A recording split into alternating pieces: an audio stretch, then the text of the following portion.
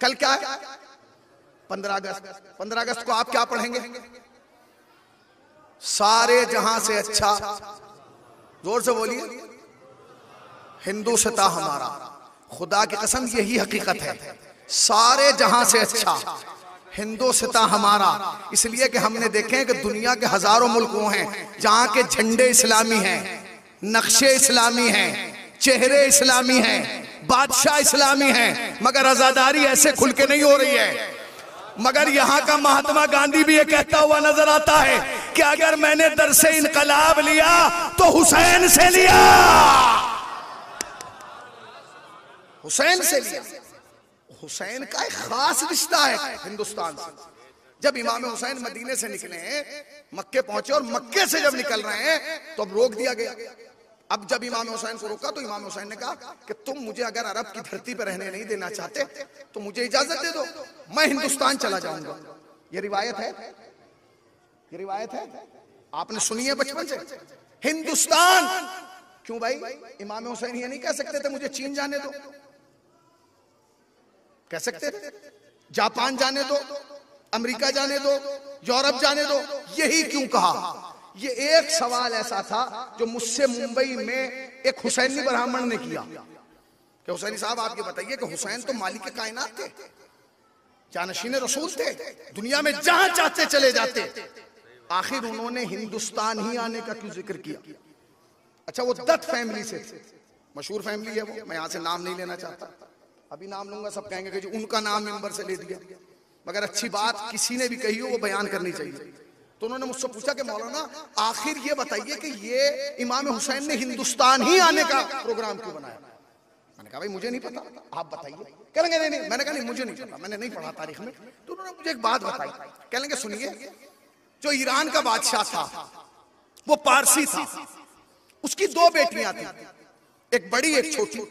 बड़ी का नाम था मेहरबानो, छोटी का नाम था शहरबानो।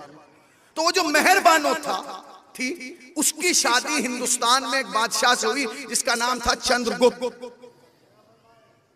उसकी शादी कहां हुई? हिंदुस्तान में चंद्रगुप्त से, बादशाह से।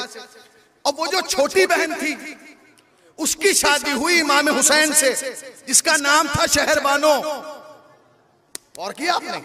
कितना पुराना रिश्ता है हिंदुस्तान का और हुसैन का, देखा आपने कितना पुराना रिश्ता है। हो गई शादी। जब इमाम हुसैन को मदीने से निकलना पड़ा तो इमाम हुसैन ने बहुत सारे लोगों के लिए खत लिखे। हमने तो एक ही खत सुना है ना कल, जनाब हबीब का। सारे खत मौला इमाम हुसैन ने खुद लिखे, मगर एक खत सैयद सज्जाद ने लिखा। वो किसको लिखा? वो चंद्रगुप्त के बेटे के नाम लिखा। वो कौन था? वो जनाबे, क्या हुआ क्योंकि जनाबे सैयद सज्जाद हैं शहरबानो के बेटे। अब जो मेहरबानों का बेटा होगा वो आपस में क्या होगा? भाई हो गए है? क्या हुए भाई? तो उन्होंने उसके नाम, जो तारीख में उन्होंने नाम बताया, जो मेरे जहन में शायद समंदरगुप्त कुछ करके ऐसा नाम है, हाँ समंदरगुप्त नाम से उसको याद किया गया, खत लिखा गया। वो उस वक्त यहाँ बादशाह था। तो इमाम सज्जाद ने उसे लिखा कि हम मदीना निकल छोड़ के इराक की तरफ जा रहे हैं और शायद मुश्किल है अब हमारा वापस आना, लिहाजा हमारी मदद के लिए तुम चले आओ। तो उसने फौरन यहां से एक लश्कर तैयार किया और तैयार करने के लिए इराक रवाना कर दिया। अब ये जो मुझे वाकया सुना रहे थे ये थे दत्त फैमिली के।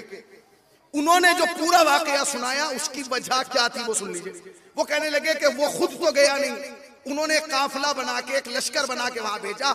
जिस इंसान को उस लश्कर का सरदार बनाया उसका नाम था राहिब दत्त। उसका नाम क्या था?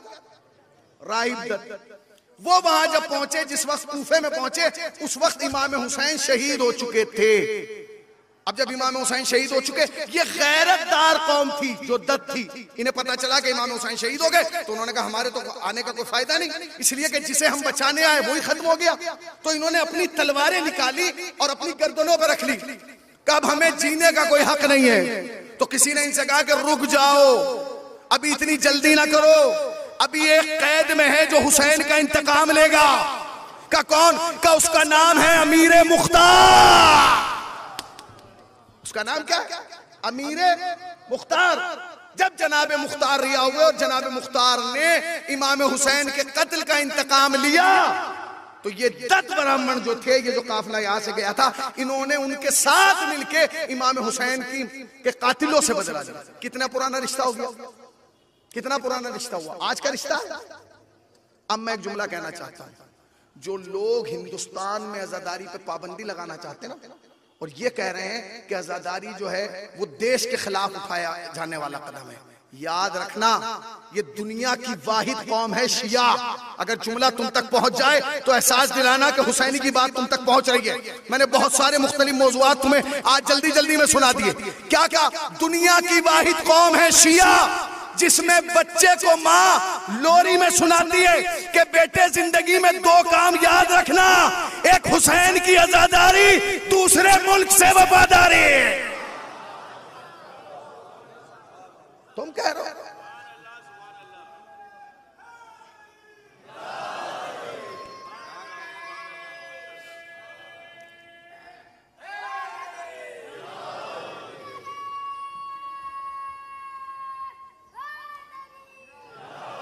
हिंदुस्तान दुनिया का वो, दुनिया में आप कहीं भी जाएंगे आपको आजादारी करते हुए सिर्फ शिया नजर आएंगे, ज्यादा से ज्यादा हमारे बरादरान अहले सुन्नत। मगर हिंदुस्तान, पाकिस्तान और बांग्लादेश तो मैं खुद देख रहा हूं, ऐसा मुल्क है कि जहां मजलिसों में बरादरान हिंदू भी तशरीफ लाते हैं, और जितने इमाम बारगाह हिंदुस्तान में है खुदा की कसम कहीं नहीं है। आप चले जाइए, चले जाइए। आज मैंने एक ऐसे ही देख रहा था हिंदुस्तान के हवाले से, तो एक कलाम मुझे मिला, मैं चाहता हूं वो भी आपको सुना दूं। एक सलावात पढ़े पर मोहम्मद वाले मोहम्मद।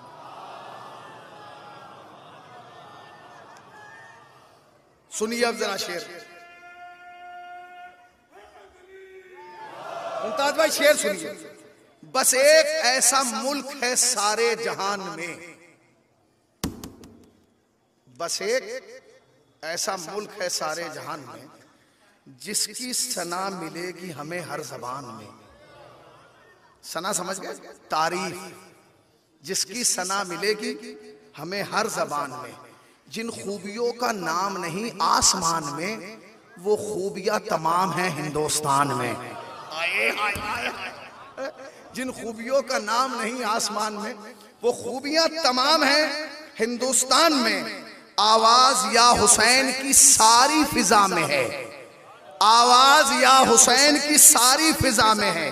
मातम की घनगरज इसी आबो हवा में है, मातम की घनगरज इसी आबो हवा में है। अब शेर सुनिएगा, जिनको तारीख याद है जन्नतुल बकी की वो सुन लें। वो कहते हैं फैसल जो बादशाह था कातिल उसूल का, फैसल जो बादशाह था कातिल उसूल का। सऊदिया समझ गए ना, जिसने जनाबे ज़हरा की कब्र गिराई उसका नाम फैसल था। वो कहते हैं फैसल जो बादशाह था कातिल उसूल का, फूलों के रास्ते में था काटा बबूल का, दुश्मन था वो रसूल का आले रसूल का। पूछो कि क्यों गिरा दिया रोजा बुतूल का, पूछो तो क्यों गिरा दिया रोजा बुतूल का।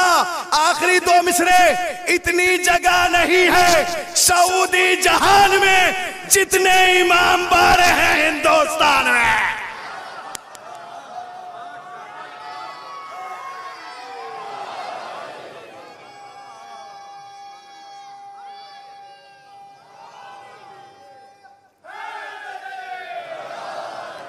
इतनी जगह नहीं है सऊदी जहान में जितने इमाम बारगाह इमाम बाड़े हैं। ये गलत है, इसीलिए तो हम कहते हैं सारे जहां से अच्छा हिंदुस्तान हमारा।